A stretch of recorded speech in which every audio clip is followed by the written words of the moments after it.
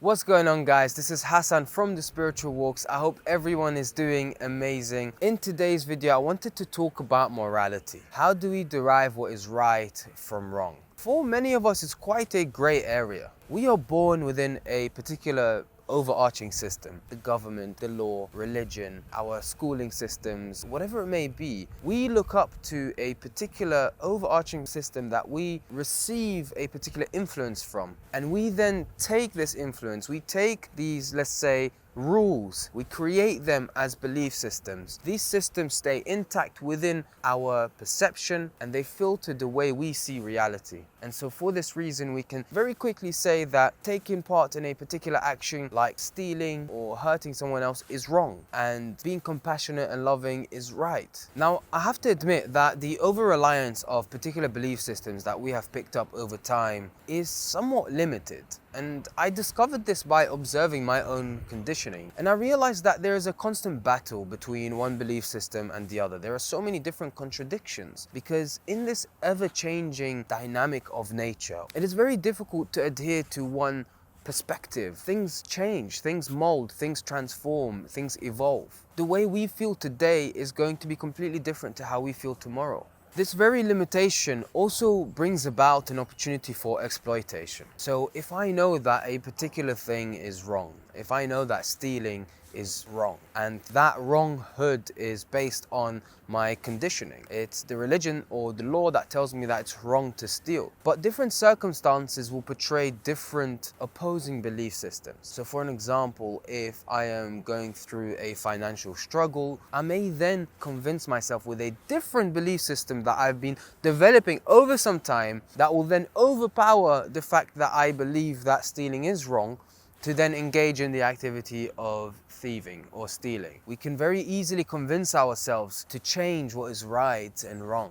Now, you may agree or disagree with this limitation, but nevertheless, I feel like I came up with a particular solution.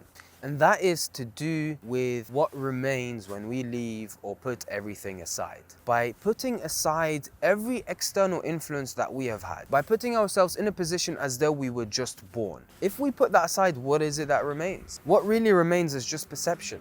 That's all it is. It's just the underlying knowing that this is. And everything is just happening without having an opinion, without having a judgment, without imposing anything from our conditioned filter. And if we allow this to just settle for a moment, if we just allow the distance between our conditioning and what is being observed in the moment, if we allow the distance between these two to settle, eventually what happens is we begin to see something. And that something is the harmony in existence.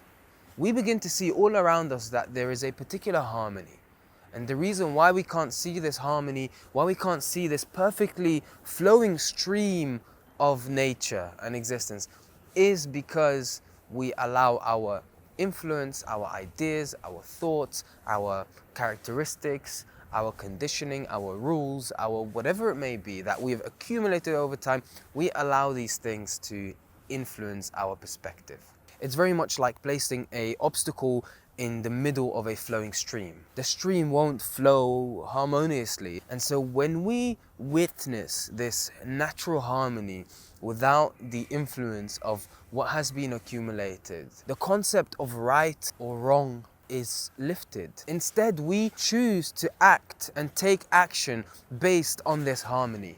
We know that particular actions like hurting someone or killing someone or stealing, these actions, they're not wrong because it's going to put us in the hellfire or it's going to put us in prison or we just shouldn't do these things. No, there is an underlying knowing that this is an unharmonious act. By stealing or hurting someone or killing someone or doing these things that are wrong, we are going against the natural flow of life. We are going against the harmony that is easily witnessed. And we realize that it's actually very pointless to steal. It's a pointless act. Because in the direct witness of this beautiful harmony of existence, the value of witnessing this far exceeds any other particular action like stealing or hurting someone or stealing or lying or whatever it may be. And this really is the essence of spirituality. Spirituality is, simply put, the enhancement of one's perception. And we enhance our perception by putting aside all of the limited conditioning that is actually weighing us down.